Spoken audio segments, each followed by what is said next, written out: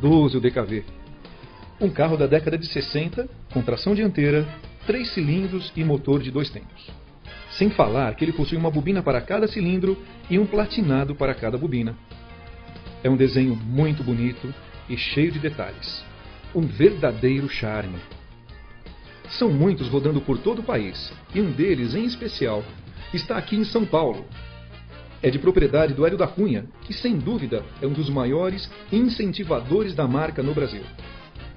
E é com todo esse charme que o Roda Livre mostra para o público antigo mobilista um dos mais belos carros já construídos em território nacional.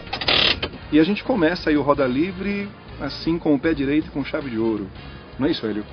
É isso, nós estamos fazendo um trabalho de preservação do DKV. O trabalho do Roda Livre é uma coisa admirável, uma coisa para incentivar essas novas gerações que estão chegando aí agora, que não conhecem exatamente o carro nacional, não conhecem as origens, né, os primórdios do carro.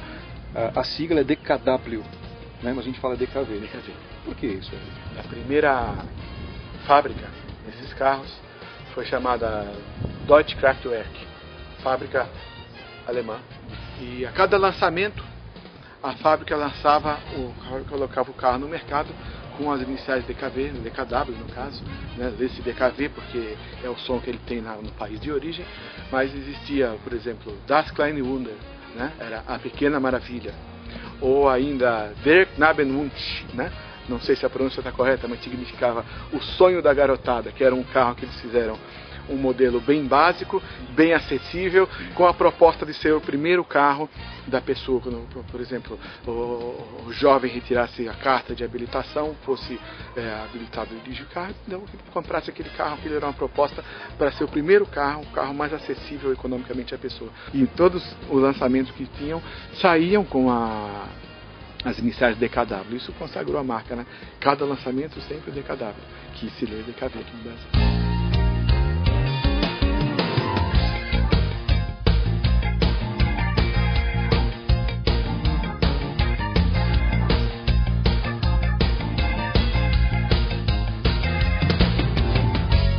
No Brasil, DKV Vemag, porque foi feito pela Vemag, foi as primeiras peças importadas pela fábrica, que a princípio comercializava caminhões Scania e Studebaker, depois começaram a montar os primeiros DKV com peças trazidas da Alemanha, e depois começaram a fabricação própria, que é o nosso DKV, o DKV nacional, o DKV Vemag. O Hélio possui um Belcar, com todos os detalhes de cromados, tapeçaria, pintura, tudo em excelente estado. A impressão é que o carro saiu de fábrica naquele momento. Hélio, eu dei uma apertada em você agora na parte histórica, isso deu uma aula, outra aula. Só Vamos apertar coisa. você na parte técnica agora. Fala um pouquinho das características mecânicas, aerodinâmicas, enfim, como que o carro era visto, como que você vê o carro hoje nesse contexto, Hélio. O DKV ele tem um desenho concebido na década de 40, né, quando começaram a se criar os primeiros conceitos aerodinâmicos, que ele tem um formato que ele foi desatualizado nos anos 70 com a chegada daqueles carros mais quadrados, e depois ele passou a ser um pouco mais atual nos anos 90, no princípio dos anos 2000, com os carros mais arredondados. Ele foi de gota, né? Forma de gota, com os paralamas arredondados, a queda do para-brisa, do vigia traseiro, enfim, ele foi inspirado nessas linhas aerodinâmicas da década de 40, e hoje, já de tão desatualizado, ele passa a chamar a atenção devido a preservar alguma característica, né? Esse é um carro de 1964, ele é o segundo da série, como eu falei, das portas abrindo ao contrário. A denominação desses carros eram Belcar, para o carro de passageiro como esse aqui, e para Vemaguete, que era o carro família, né, Station, e era com o sufixo Belcar 1000, Vemaguete 1000. A segunda série, já chamada 1001, porque coloca como esse 1 a principal característica, que é a mudança no sentido de abertura das portas.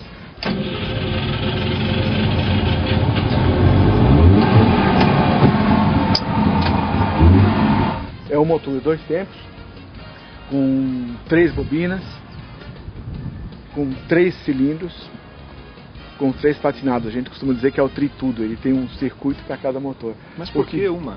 bobina para cada cilindro, Érico? Ele deixa uma reserva de potência, vamos dizer assim. Se você tiver algum problema num fio de bobina, numa vela, numa bobina queimada, você ainda tem 2 cilindros funcionando, você vai chegar ao seu destino, vai chegar devagar, vai chegar, Mas talvez você se arrastando chega, né? um pouco, mas chega, Você consegue não chegar. fica na rua. Então era uma reserva tecnológica que eles tinham na época. Né? Para você ter uma partida mais fácil, a próxima partida sua, quando você for paralisar o motor de um DKV, você acelera, sobe o giro, solta, desliga a chave e calca o motor até o final. Então isso já garante um pouquinho de gasolina na próxima. O motor de 46 HP, ele é tração dianteira. Depois de muito tempo, hoje chegou-se novamente à conclusão que a tração dianteira mais o eficiente, conceito de eficiência, né? Que não tem aquele túnel traseiro, não tem aquele inconveniente de ter aquele caroço no meio do assoalho, o que fazia na época o DKV ser um carro para 6 passageiros, 3 na frente e 3 atrás. Inconcebível depois da época daquele túnel, né? O passageiro do meio, pelo menos, não tendo por as pernas, né? Agora, muita gente pensa que tração na frente, quem na verdade, digamos, trouxe isso foi a Ford, né, com o Corcel, que é um projeto francês, né, se não me engano, ou a Volks com o Passat, mas não é nada disso, não.